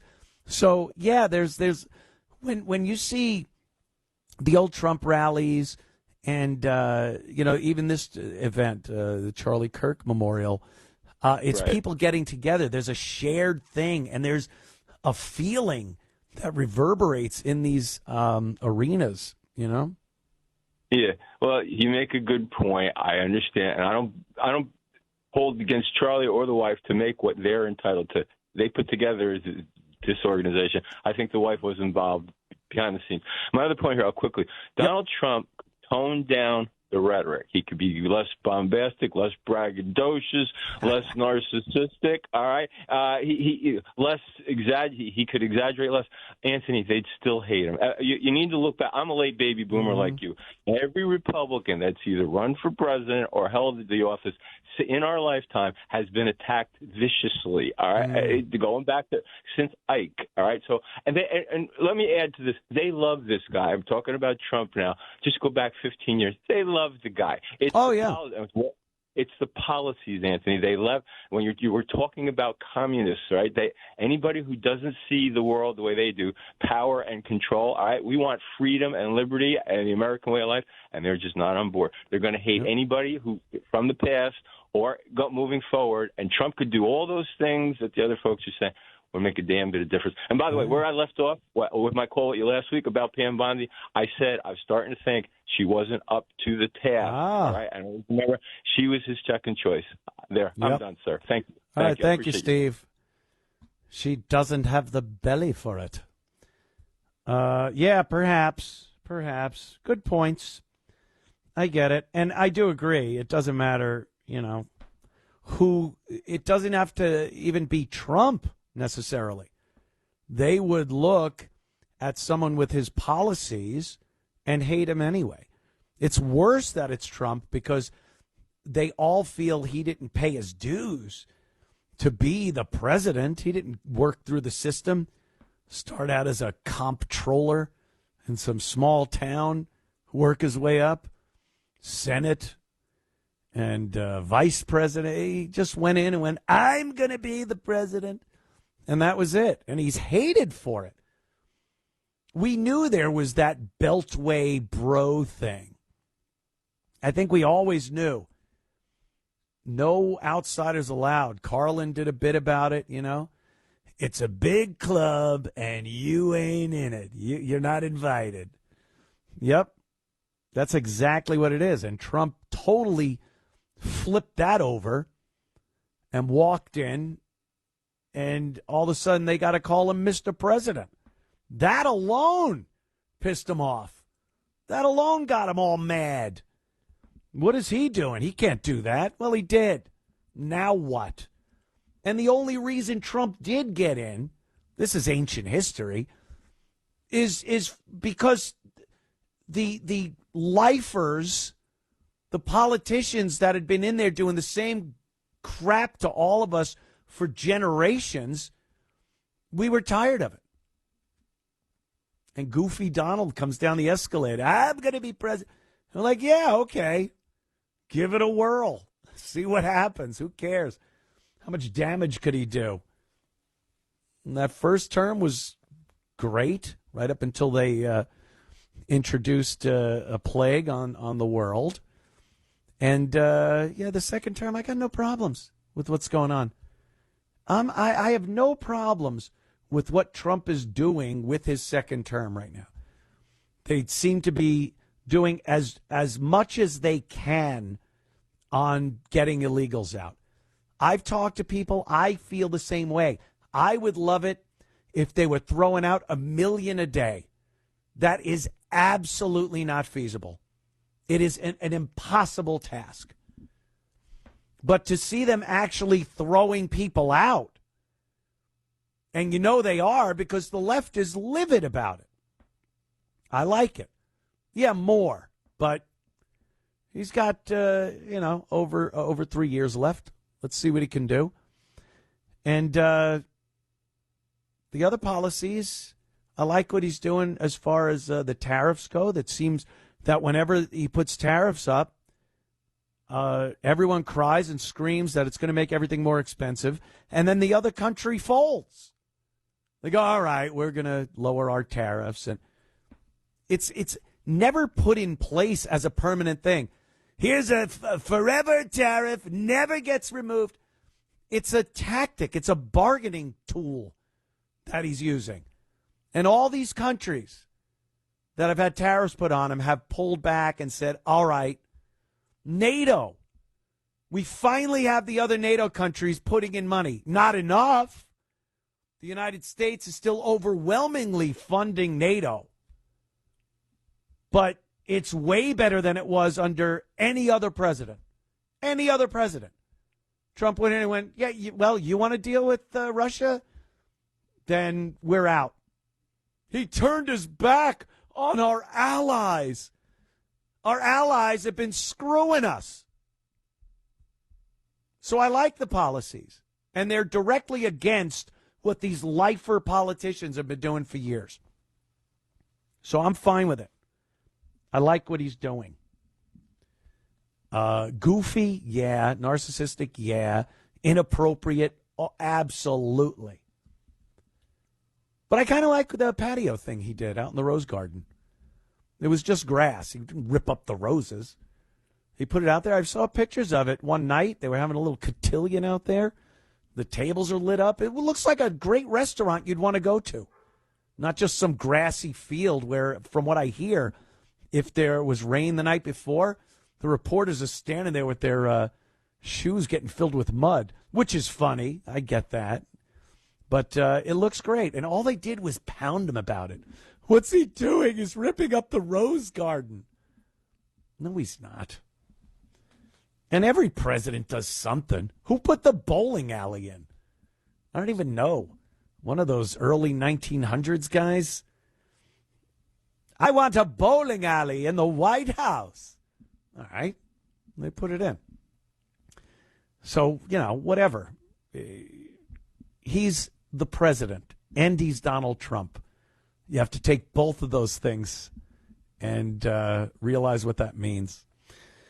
Okay, kids, back in moments. Stick around. I watched J.D. Vance speaking at the Charlie Kirk Memorial earlier, but I don't want to play that. It's just more of, the same. It's nice. It's all nice. They get up there and they talk about how wonderful it is. And truth be told, Trump's the only one that was really, they say he was inappropriate and not as spiritual, I guess. But all the rest of them just got up and, they talked about Charlie and how awesome he was and what a difference he made. But Trump's saying, I don't forgive enemies, my opponents. I hate them. And I kind of like that. I really kind of like that. But there is a clip from JD that I want to play, and it's the no unity speech he was giving the other day.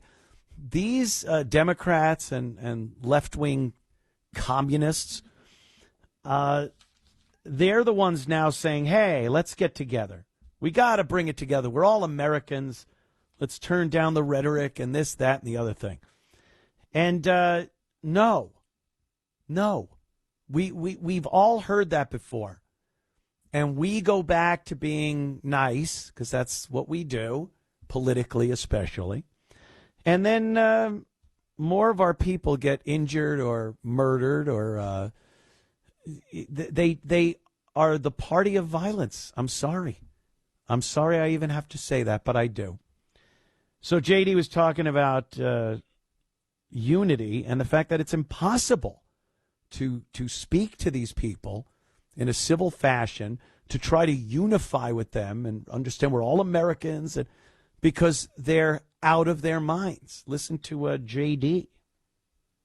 There is no unity with people who scream at children over their parents' politics. There is no unity with someone who lies about what Charlie Kirk said in order to excuse his murder.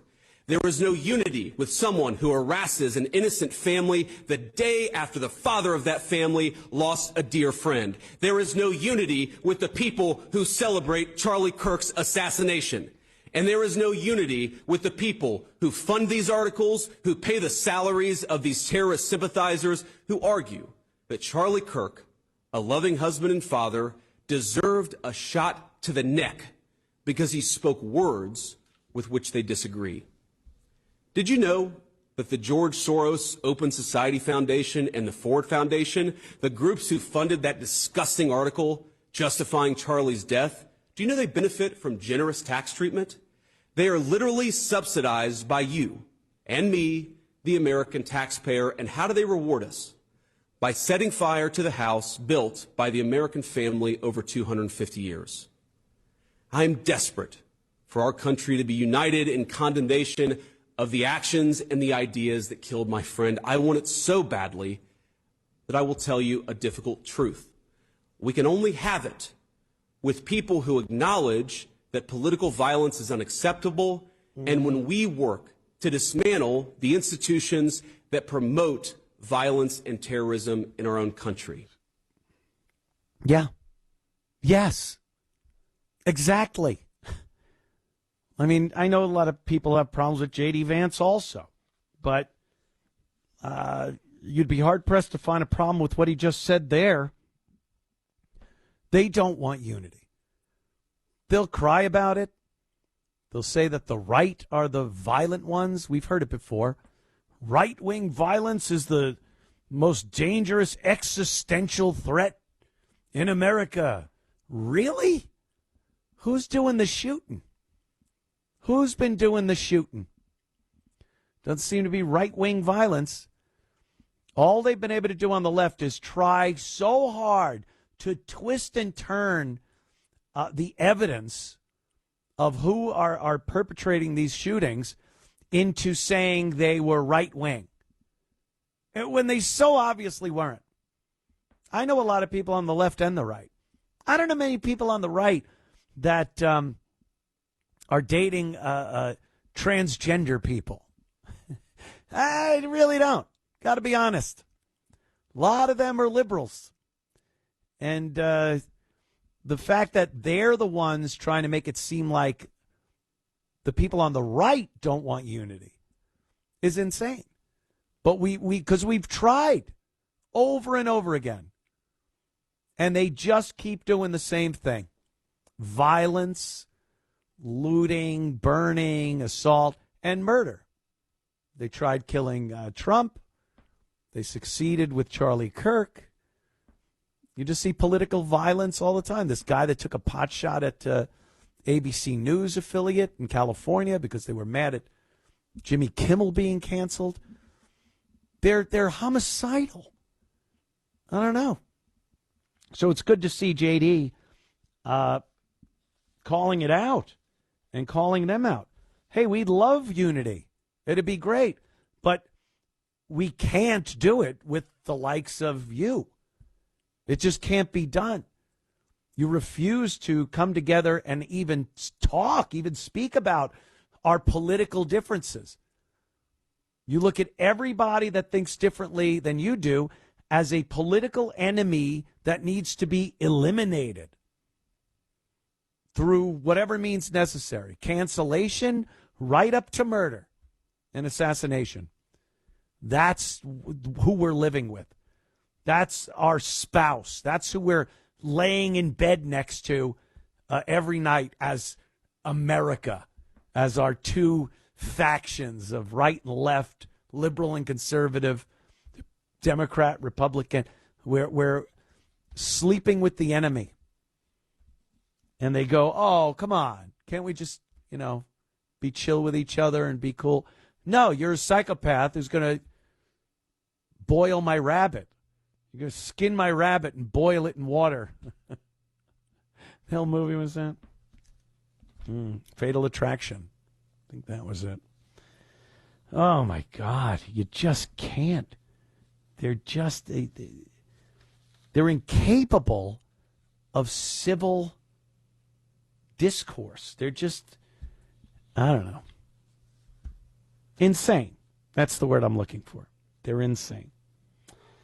Trump laid into Elon Omar, which is another good thing. See, I like this.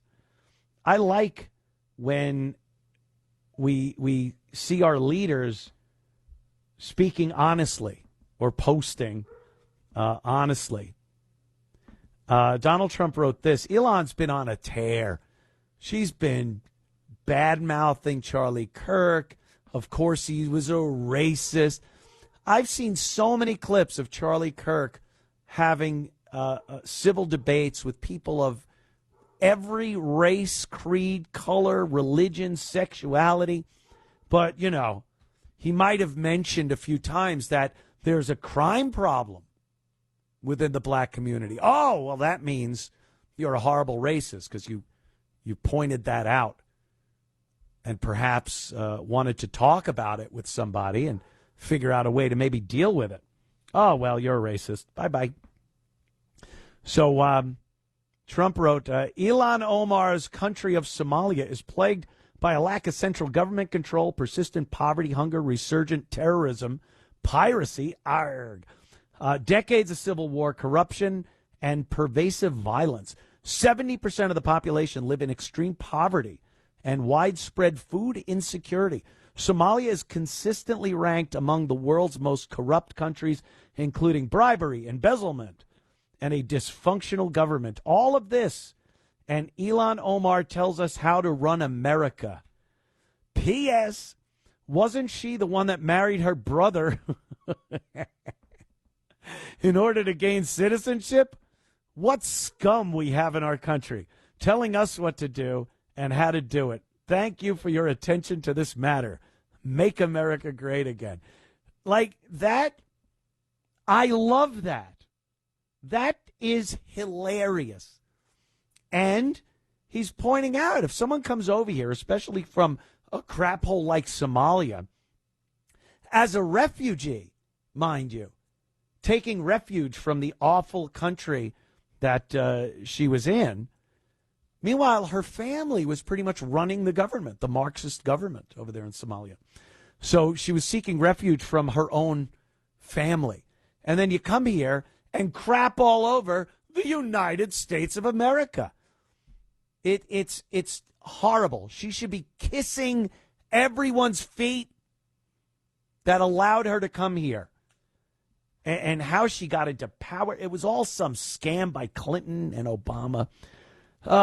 More on this and other things in seconds. I missed this earlier when we were talking about Kash Patel and the Senate hearings and how he just doesn't back down.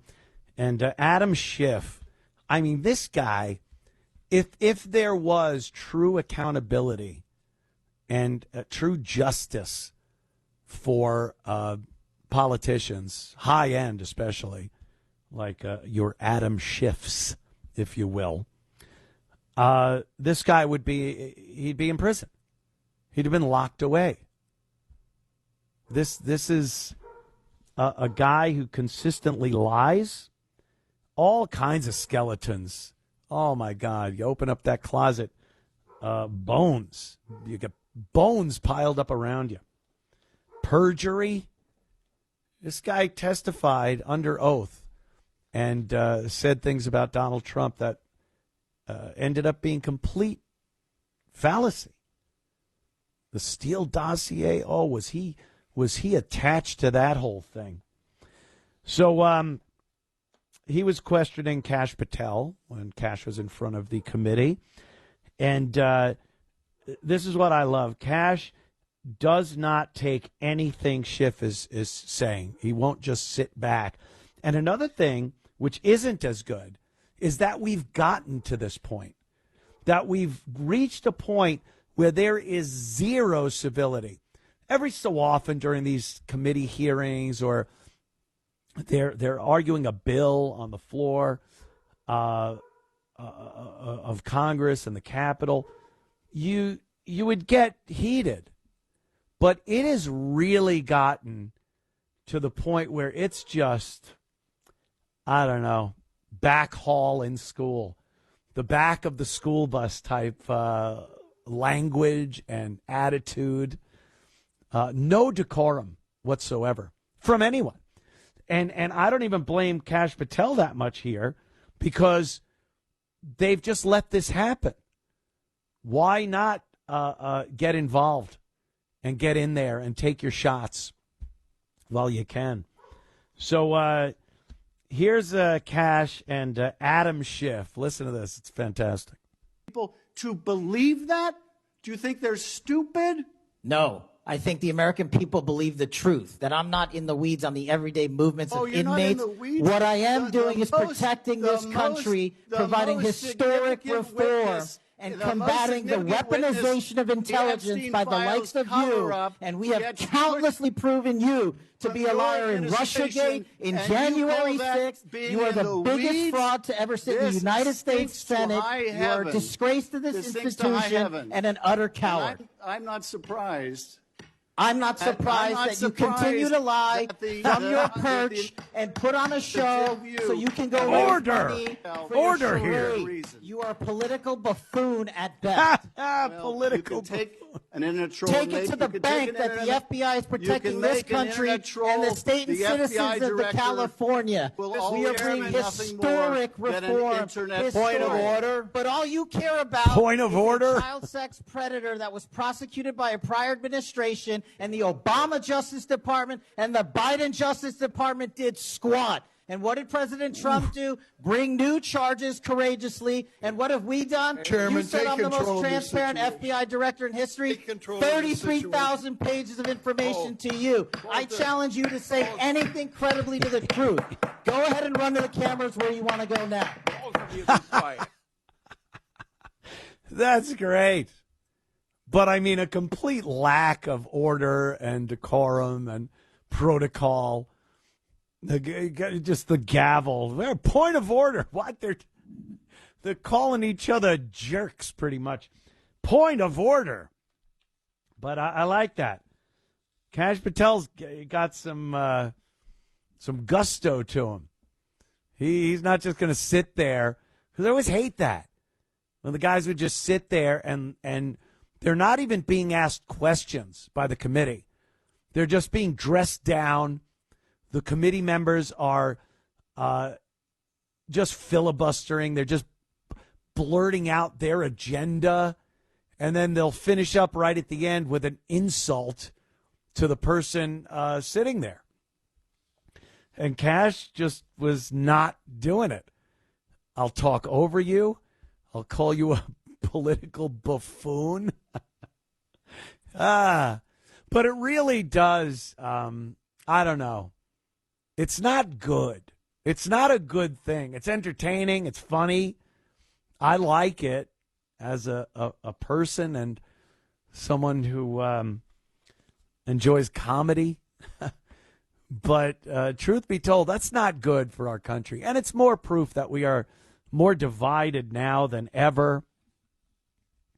Where are we going as a country?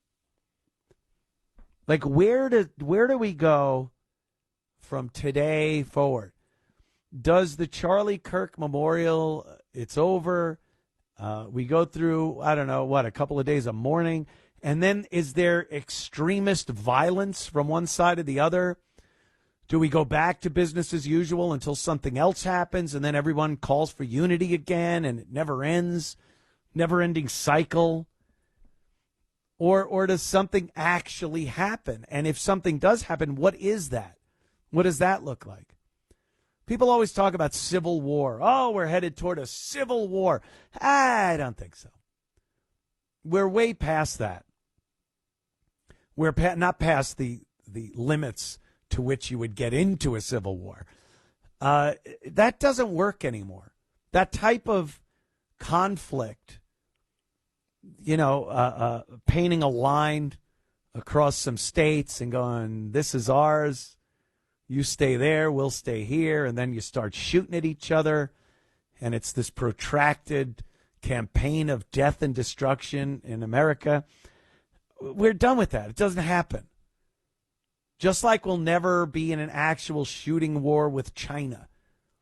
Years ago, that was a prospect. We've had proxy wars in Korea with China. But today, we're not going to war with China. If something happened where they invaded Thailand or something, Thailand, to get ladyboys, Taiwan, we wouldn't really do anything. We'd do sanctions. We'd probably maybe a blockade. I don't know. Because we're too dependent on each other financially. We went and got the whole world involved with each other's checkbooks. So we really don't have the convenience of bombing anyone anymore, unless there's some little pissant country in the Middle East or Africa, something inconsequential, more proxy war, more trying to drag the American people into a war by, putting our soldiers somewhere where they could get bombed, and then we go, oh, the outrage. But look at Russia. Russia invaded Ukraine, and we were dead set against boots on the ground. Good. I say good. But it wasn't just that, the American people wouldn't want American soldiers fighting a Ukraine-Russia war. Shut up. That has nothing to do with it. We've sent American men to die forever since the inception of America. So what's so different? Well, we do business with some of these people. Russia, Russian allies. There's a big expense in bombing superpowers or big, powerful, wealthy nations.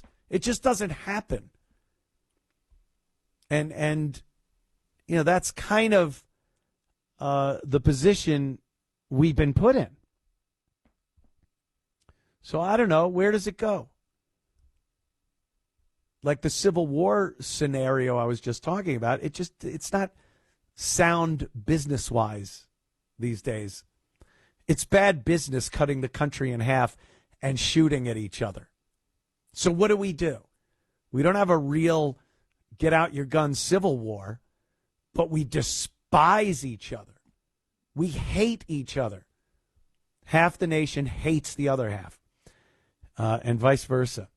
So where do we go? National divorce. I've heard that one. That sounds scary.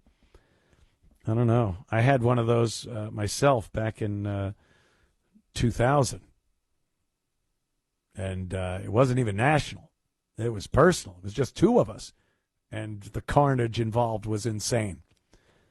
So I don't know. Then who takes what state? And then damn well the people from the conservative, the right, whatever our country was, whatever part of America was dubbed or deemed our country, they'd be crossing the border because theirs would suck. The left, a bunch of nose ring, purple-haired imbeciles, all on disability, no one's working, with Epstein-Barr syndrome. I'm on disability. Yeah, no one's paying it. We have no taxpayers on left America. Right America, they're wealthy as hell. Look, they're partying, champagne. They dance every night. Left America, not so much. Oh, we have an illegal alien problem now. Left Americans are trying to get into right America. It would always be that way. So where do we go? What happens? I'm a little pessimistic that anything gets solved. I think we just continue on this road of hating each other, not doing anything about it, like a miserable marriage. We're staying together for the kids. We hate each other. We're cheating. Just stay together for the kids. I don't know. Oh, get out of my sight. You disgust me. F you. Slam the door. The kids are crying. Oh, wait. That was me. That was me growing up. I don't know. Something's got to be done, but I just can't get a beat on what it would be. What we could possibly do to head back into a good direction for the country. Matt, the Bronx. What's up, Matt? I'd like to expand some of the comments that an earlier caller made. Joaquin, I believe his name is, from Pennsylvania. First of all, the topic is immigration I want to discuss. But, as with any problem, in order to understand how to solve the problem, you have to understand how you got into it. Right. And a book that I recommend frequently is The Culture of Critique by Dr. Kevin MacDonald. Yes. It talks about the 1965 Immigration Act, which put the massive third world immigration into place back during the Johnson administration. Isn't that amazing that the Civil Rights Act and the Immigration Act were the same year? Oh, yeah. No, actually, the Civil Rights Act was 1 year before, but immediately after. You have the Immigration Act. Yeah, of course. All these laws to destroy the country. So now the illegals, the immigrants, whatever it was back then, coming into the country, all of a sudden had these civil rights that they wouldn't have had prior to the Civil Rights Act. So now no one can tell them to go F off, not give them jobs, whatever it was. The Americans were legally bound to treat these people as Americans. Right. And the thing is, the insidious thing about the Immigration Act of 1965, even back then, immigration law and immigration reform was aimed at the white population of the United States. They wanted to reduce the traditional population of the United States because under the Immigration Act, only 15% of immigrants came from Europe. The other 85% came from the third world. Now, when they signed the law when they signed the bill into law, it wasn't pushed as a bill that would transform America's population. But that's exactly what it's done over the last 60 years. And that was the intention all along. It's a war against the traditional population of the United States, the type of population that Charlie Kirk represented. Now, Matt, in 1965, what was the end game then? And what was this animosity to white America? Everything seemed post-war America was the number one superpower on earth. So why would you want to screw that up if you're LBJ or any politician in 1965 passing these bills knowing that it's going to destroy America at that point? Well, the answer is power. The answer is power, divide and conquer. They don't want a homogenous country. They don't want a cohesive country. Why? It was running pretty well. Why would you not want that country? As a politician, as a president or a senator, you still have a certain amount of power over the people. Why would you want to change it so drastically that the country turns into a third world crap hole? Well, that's just it. Their vision of America, it's irreconcilable with a functioning American republic. They don't want their whole ideology, the Marxist ideology coming out of the mass media, coming out of the universities. It's a totally antithetical ideology to what the country is founded on. And again, they don't see the end game. They don't see what the consequences are going to be. The consequences is that the demographic changes that they instituted back then and continue to pursue now are going to lead this country to a violent conflagration. We're going to have a balkanized, violent, civil war in this country that's going to divide the country permanently. And again, it's a country that, as you said, the country was functioning when it was homogenous. When 90% of the population was white, did we have problems? Of course we did. But again, they're nothing like the ones that we're headed to now. Now we're headed to a violent crack-up thanks to these left-wing policies, chief among them, massive open borders immigration. It's an economic drain on the country. It's a drain on our criminal justice system. And most of all, it's unmoored the country from the cohesion that it once enjoyed. We don't feel feel a homogeneous country. We don't feel unified no as Americans anymore, and there's no optimism. There was back in the day, years and years ago, there was always this general optimism in America. You felt that being American, and being in this country and all it had to offer, that regardless of what was going on, there was always optimism. There is zero optimism these days in this country. Everyone just has this horrifically pessimistic outlook on what our future looks like. Like you just said, visions of civil war, poverty, Islamic takeover.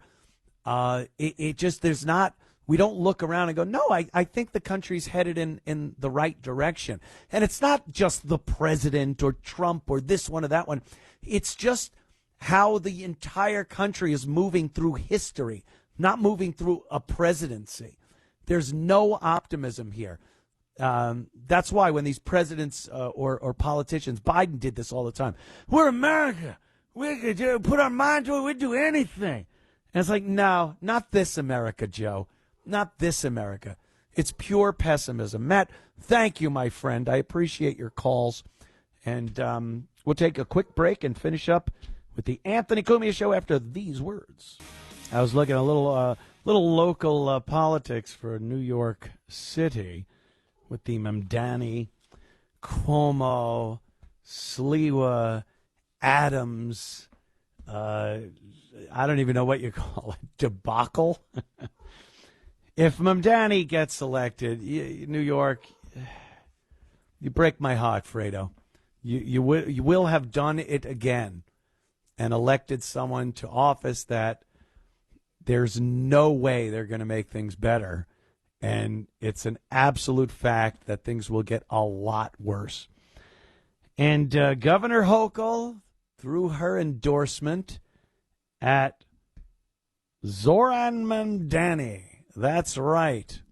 Old Zorhan. So Governor Hochul has backed a communist, Muslim, Islam, as mayor of New York City. And this shows who she is. He's got the heat behind him. He's got the TikTok videos. You know, she could have gone for her former boss, Cuomo. She could have gone for Adams. Adams was the Democrat before he had to go independent because New York wanted a communist. But no, she wants some of the publicity that she knows Mamdani will give her, and maybe they can work out a little quid pro quo if he gets elected. But I hear he's not endorsed her yet. Is that supposed to be a thing politicians do? They're supposed to endorse each other? You're supposed to maybe talk about that beforehand? But every one of these policies, and I've noticed they're trying to squelch some of the policies that Mamdani has spoken about in the past. Some of these things that people go, what? In New York City? Are you insane? That will never work. And they're trying to play those down, but don't think for a second this guy, the second he's sworn in, isn't going to do everything a communist would do in a city like New York. This is going to be the freebie, unbelievable crime. No judicial system. It'll just be a frenzy. And law enforcement, the NYPD's a joke as it is right now. And I apologize to any of the real cops that are on the NYPD right now. You've probably been there for a while. You're just waiting for retirement, waiting for that pension, move to somewhere, a much better state, lower taxes, get that boat, do some fishing. I know a lot of NYPD guys, and that's exactly what they did. And anyone worth their while is probably just waiting out their pension, hoping they don't get jammed up because they did their job and it was considered racist or sexist or homophobic or whatever. So that's what's going on with the NYPD.